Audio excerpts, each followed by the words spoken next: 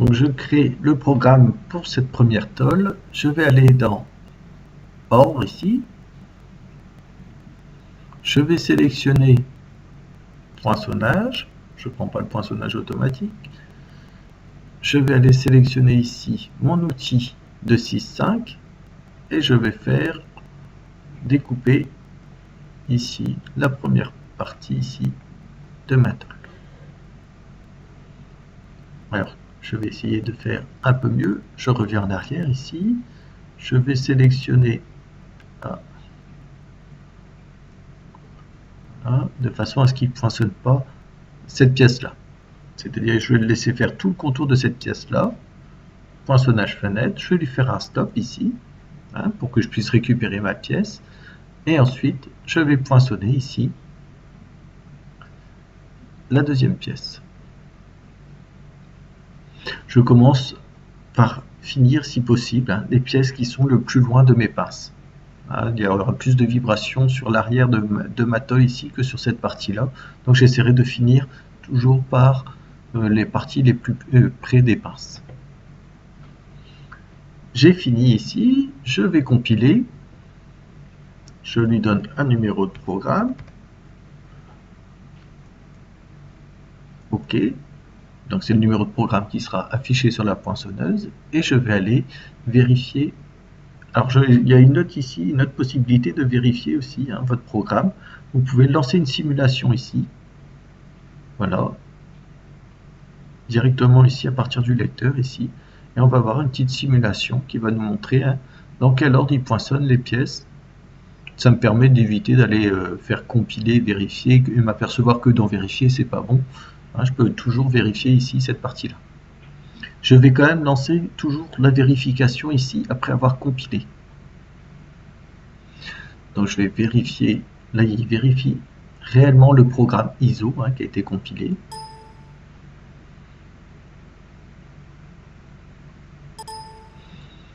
Et je vais aller ici dans modifier.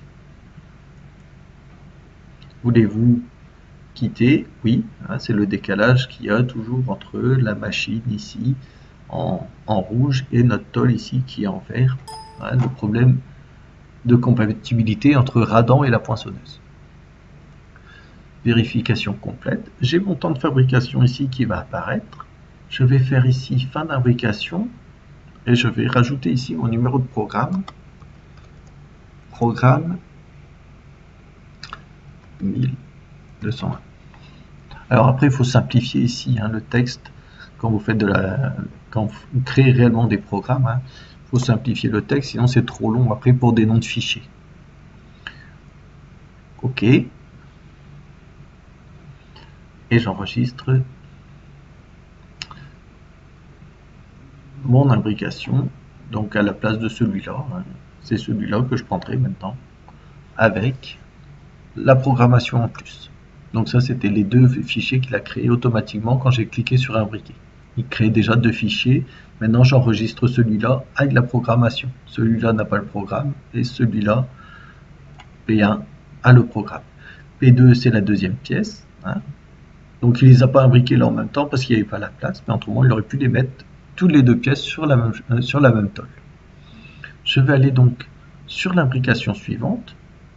Ici, donc, vu que j'ai enregistré ici, il faut que j'aille rechercher ici ma deuxième imbrication, P2.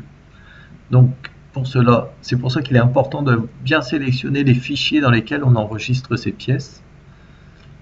Donc ici, je vais prendre la P2, je vais l'ouvrir, et je vais faire comme tout à l'heure, comme la dernière fois ici.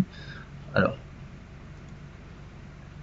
je prends le rond. Alors là, ça va être un petit peu plus long. Je vais aller un peu plus vite. Donc, je vais faire stop ici. Je vais prendre celui-là. Je vais faire stop ici. Je vais sélectionner ces deux parties-là.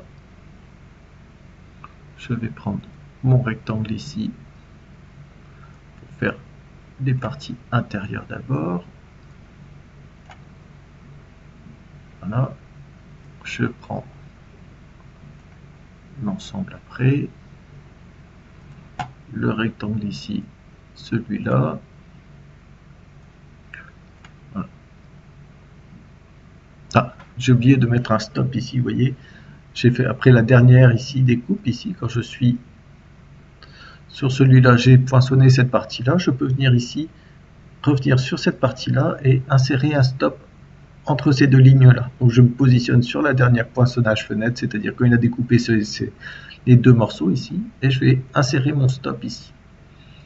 Voilà, il m'a mis un stop ici en plus, et là, je vais insérer aussi un petit stop ici. Là, parce que si je ne mets pas de stop sur la dernière pièce, quand il va se déplacer, la machine revient à son point d'origine, et en se déplaçant vers son point d'origine, elle peut ici abîmer la pièce qui est libre de tout mouvement ici. Donc j'ai fait un stop pour pouvoir quand même retirer cette pièce là. Je vais dans compiler. Celui-là je vais l'appeler. Alors je n'ai pas le même numéro que tout à l'heure, hein, c'est un autre programme. Suivant. OK.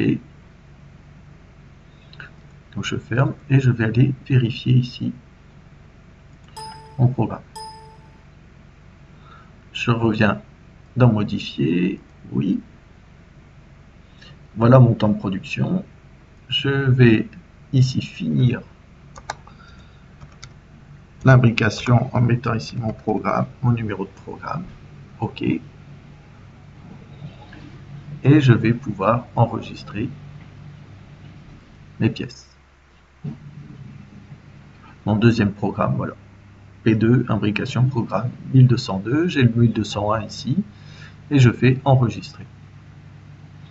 Quand je reviens dans mon dossier ici, hein, ces deux-là, ce programme-là et ces deux imbrications-là, je peux les supprimer. Hein, elles ne servent plus à rien après. Et voilà,